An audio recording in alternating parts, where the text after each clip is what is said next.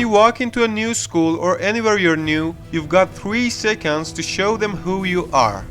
Our brain has a lot to do, and it's hard for it to update information about people. So imagine your brain like your phone contacts. It grabs a name and a picture and keeps it for a long time. Today I'm here to help you win your first impressions.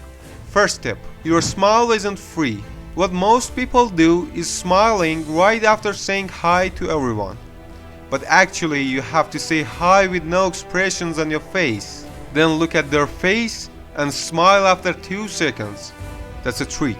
Make sure to use it. Second tip, show strangers that you're a good choice for chatting. Here's how. If you know someone there, go say hi to them with only their first name.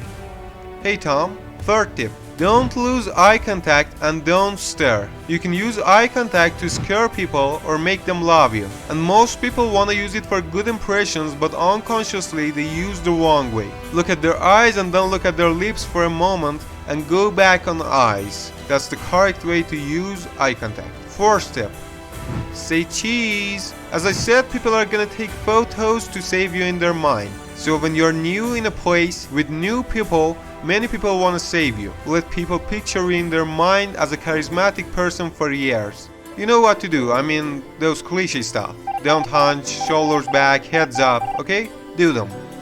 Be ready at least for the first 10 minutes and let all see you like that. And if you want to maintain your body in this charismatic position, stay tuned for how to change the mindset of a hunchback.